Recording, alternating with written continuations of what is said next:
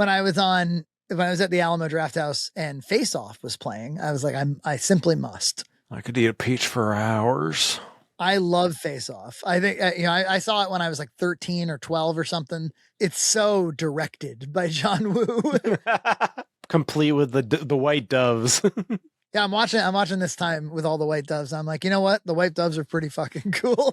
I was like, I kind of get why he likes them. Like, this is extremely dramatic. Isn't this religious? Everybody's thought about, watched Face Off a million times, but I just want to go through it. Okay. Well, first of all, Do it. the visuals were really good at the Alamo Draft. It was not 35. It would have been amazing if it was projected in 35. But the sound. They also had like their they have the Alamo Drafthouse pre-roll. They had Nicolas Cage screaming and acting ridiculous and screaming "not the bees" and stuff. And so the audience was like very in a Nick Cage mood. And Nick Cage certainly has a lot of the memorable moments, grabbing the choir girl's ass and going, and, would you like to suck my tongue and all this stuff? Would you be grateful? Would you be grateful? Casing fit like a condom. I hate when you call me bro. It's such a stupid movie. John Travolta doesn't get nearly enough credit for this movie because he's on fire too. Yeah. Oh, absolutely. We'll take a break when the case breaks. Okay. There's a scene later on after they switch faces where he like walks into the teenage girl's room while she's in her underwear, which was definitely like a formative sexual core memory for me at 13. And he like reaches past her for a cigarette and he's like, I won't tell mom if you won't. And she's like delighted by how like different he is suddenly. But in that scene, he's so fucking crazy that I'm like, the only reasonable conclusion you could possibly reach if you were her is my dad is cracked out on drugs. The only thing you would think. So the movie is structured in the way that action movies used to be structured, which is you have to have a giant action set piece opening the movie, right? And then there's like 3 or 4 more, and they have to all be really distinct from one another each. So what are they in this movie? So there's the first encounter with Nick Cage when he's still the bad guy at the airport. So the set piece is all this like airplane shit. And then the second one is the jail stuff and the escape from the prison. Right. And then the third one is when he goes like the no more drugs for that man, that like Nick Cassavetes like lair. Right. The shootout there. And then the fourth one is a combination of being in the church with the doves and the fight in the motorboats. The boats, yeah. With the stuntman. The boat jousting. The boat jousting. Yes, exactly. So 4. There's, and then with a couple of like other quick moments. There's a lot that happens in between those action set pieces. So the opening one has to establish Nicolas Cage as completely unhinged so that when they switch faces, you know that it's that guy. So they really had to have like a huge Castor Troy, Nicolas Cage, like opening sequence. And boy, do they. I love when he goes, one of yours, Sean. And he shoots the girl and he goes. Just hamming it up. Oh, just God. Cracking so up the good. whole movie. Was there a good audience? Like, oh yeah, they were laughing. So yeah, in fact, one guy shouted out. He goes, "All right, all right, laughing. Calm down, everybody. All right, I'm trying to watch Face Off. It's a serious movie. It's a serious film." But the first scene, it like struck me right away. There's not a hint of CG in this. So what are they doing instead? Well, they're moving the camera. They're having giant set pieces like airplanes. They have real airplanes that they're moving around. Like big jet engines and squibs, a lot of squibs. Squibs are popping off. Wire work. Somebody gets shot and he goes, "Wah!" Yes. For like a big wire. Yeah, they wouldn't do that in a movie nowadays. It's too stupid. No, it's awesome. I love it. And pyro, a lot of controlled pyro. Like a lot of just like setting shit on fire and shooting through the fire, right? Like a lot of that. Oh, yeah. As a matter of fact, you told me after I was speaking about the movie, you were like, John Woo had the rights to make a Metroid movie at one point. I know. It was the mid 2000s, like right after like Metroid Prime came out. His company acquired the rights. I guess he actually did have the rights for a while, but because he couldn't come to a good agreement with Nintendo on what the story should be. It fell through. Can you imagine what if we had that movie? I want it. I want it so bad. I don't care how stupid it is. I want white space doves to be behind Samus. He's 79 years old now. He's an old man. Yeah. Mission Impossible 2. Right. Which had motorcycle jousting. Look, this guy's got taste. And there's a lot of tastelessness in the movie. Like when John Travolta's kid gets shot in the beginning. Oh, yeah.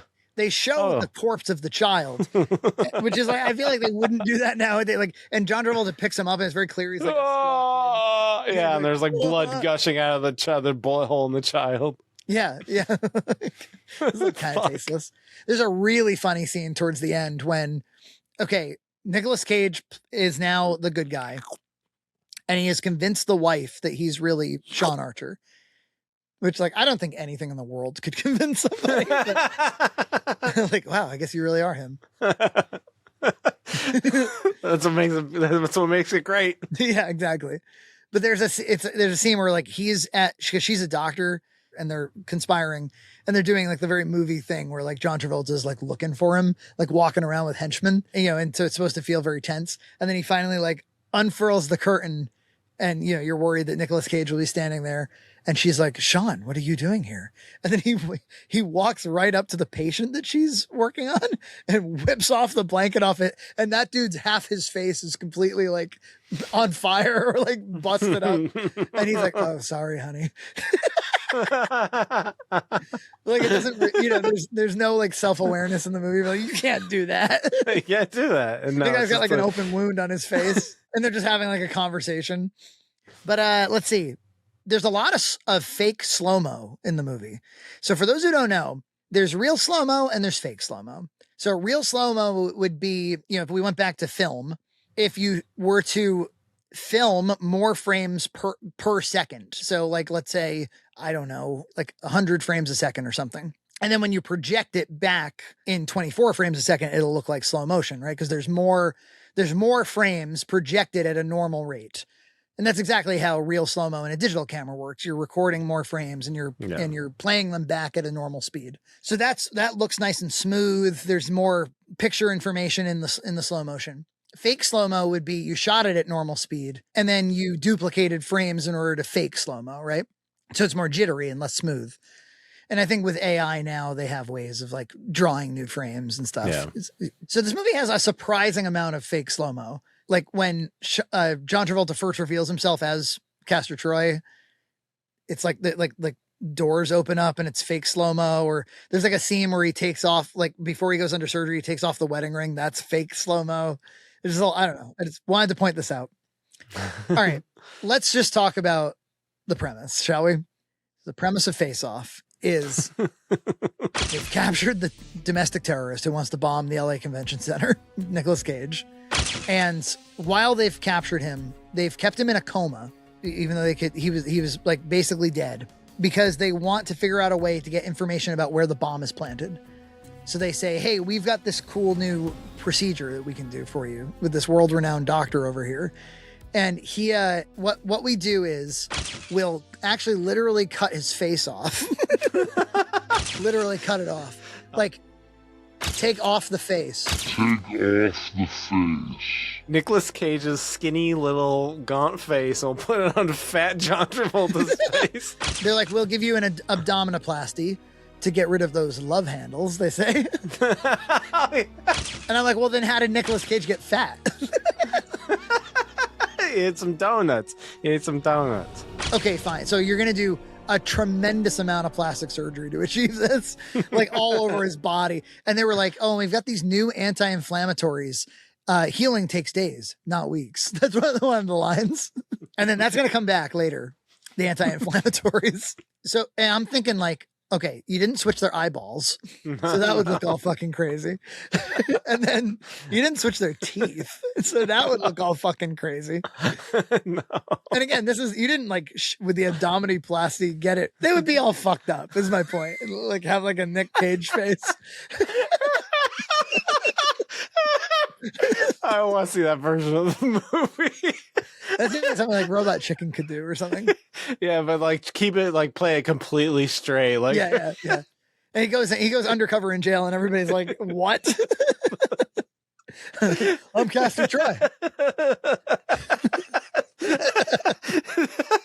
His wounds are bleeding. Okay. Okay? So the idea is he's supposed to go talk to his brother who's in like a maximum security, like Alcatraz style prison, extract the information, and then get out of there. Then, of course, he does that successfully. He blows his own cover very stupidly, right? He like as soon as he's like the LA Convention Center will have to do. I guess the LA Convention Center will have to do. There's an extra in that scene. This guy with curly hair who's like, "Hey man, did you forget about the little people?" Oh yeah, like just an outlandish actor who's supposed to be playing it more subtly than he is. Like everything about the movie is memorable. That's why I love it so much. I know it's great. It's the great. extras are memorable. As soon as he goes, "Thank you. You were so fucking pathetic." So he blows his cover. He could have just kept it going. But he's like, "Oh no, now I'm going to be rescued. I'm going to go back under the knife. I can't tell my wife that I'm under the knife." But in the meanwhile, Nicolas Cage, with his face torn off, wakes up out of nowhere like Frankenstein. He actually sits upright in his bed like Frankenstein. For somehow they weren't able to keep him under. The next day, it's like a monster movie. This is my favorite part of the movie. I think currently it's my favorite part of the movie. He's on the phone. There's shadow on the wall, and he's trying to speak through his bludgeoned face. And he goes, "They took my for some fucking." And then there's a pause, and he goes, "But it's cool. But it's cool. But it's cool. We're gonna deal with it." Oh, we're gonna deal with it.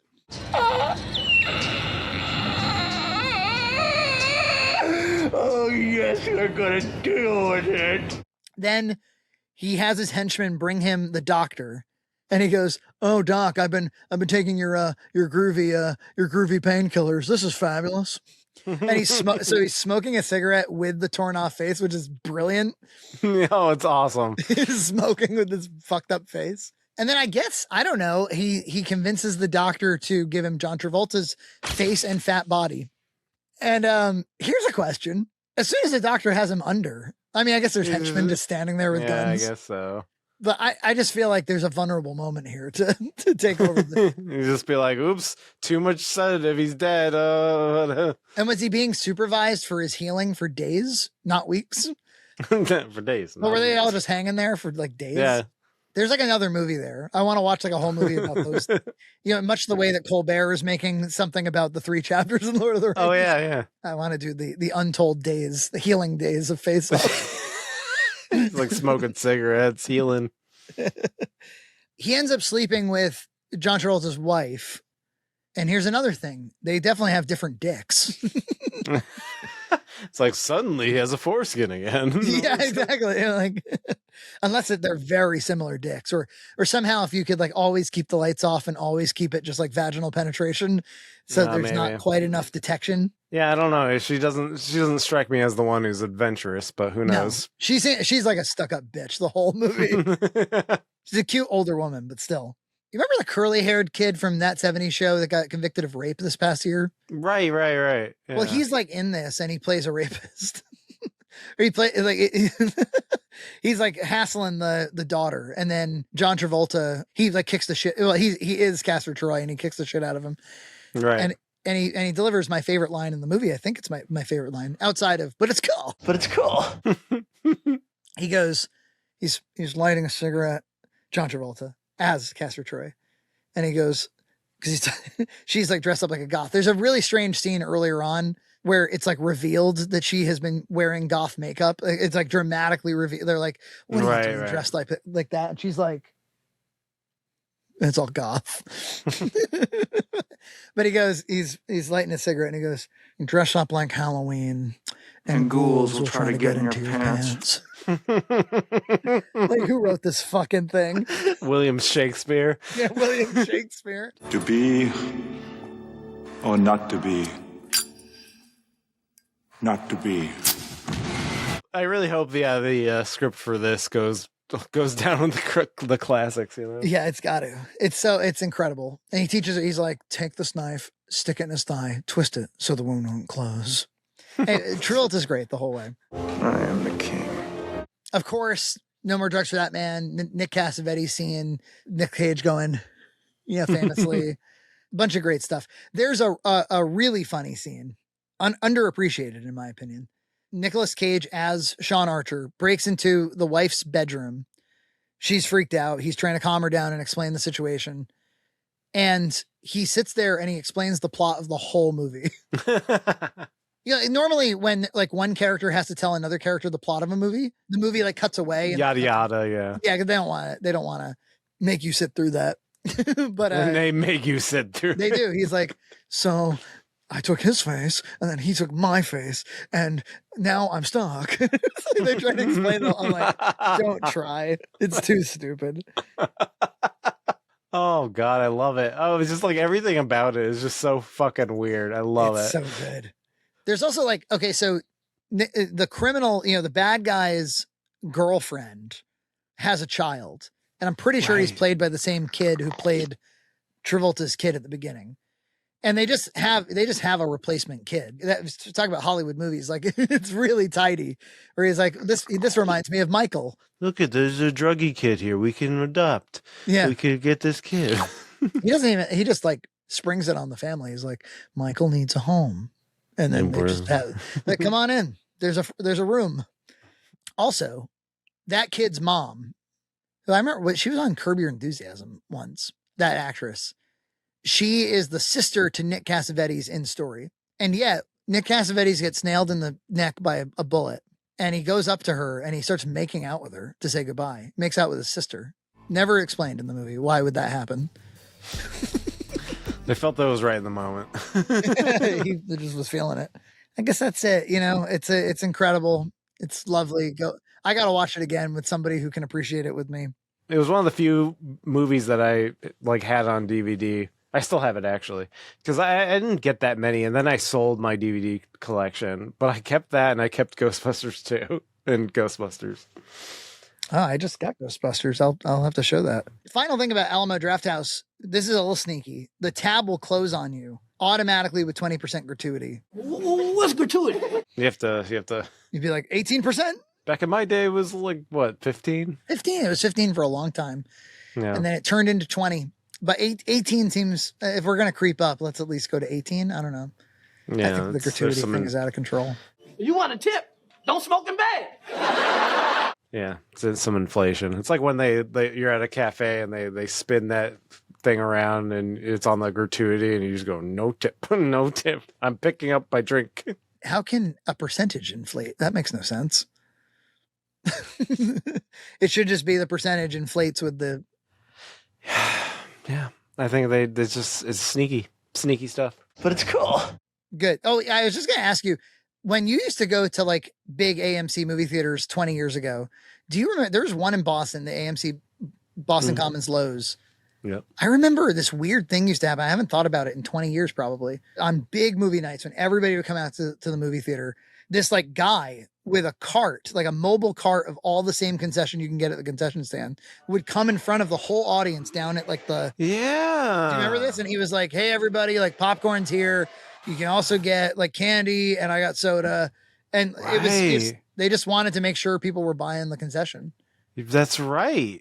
Yeah, they don't do that no more. No. Wouldn't be a bad idea if you want to push. It's really funny because like I have, there's a Cinemark near me and they redid it like during COVID.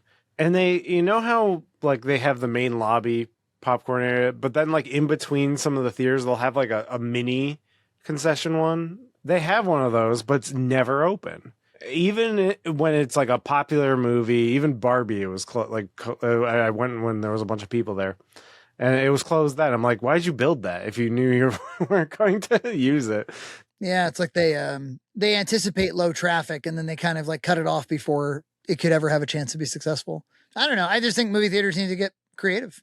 Oh, I'll say this too about Face Off. I've gone to see like older movies through Fathom Events before, and that's like a different kind of project. It's like more compressed. It's more like because they screen it simultaneously at multiple theaters and stuff. This was totally different. This was like they had a DLP of Face Off with big sound. And again, it would be lovely if it was in on film, but this is definitely second best to that. Yeah.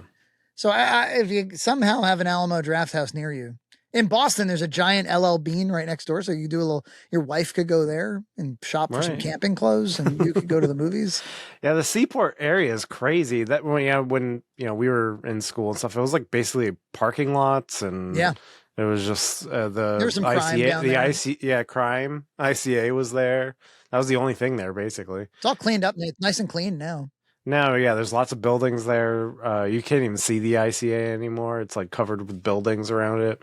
Really interesting area, actually. That's so. Did you know that 75% of Boston was built with man-made land? Oh, really? So if you see like maps of Boston before 16 something, it's got a bunch of holes in it. And they built it. This is the craziest shit. Well, yeah, Seaport's all fake, yeah. Yeah, well, as is like Beacon Hill and like or a lot of those areas down there. They took massive amounts of dirt from locations such as Needham as well as trash, and they just built more land mass as much as because they just wanted more land in that area. Put some trash in there, stick the trash in the holes, and then you got more land. I can't even like wrap my head around what you're saying. Like I'm like like, and we all stood on top of it and built buildings on top of it and it was okay. Yeah, it's fine. It's very, very compressed trash, very safe trash. Like how in the 1600s did they transport that enormous amount of dirt from hills 20 miles to a city? It's crazy. Oh yeah, that was done back then. Yeah, that's crazy. I don't know. People, I don't know. They make fake islands in like Dubai or whatever. So I don't know. People do it. How much it costs for 2 tickets and some popcorn? $17. $17? Good Lord! Subscribe to Red Cow Entertainment on Patreon for full episodes every other week.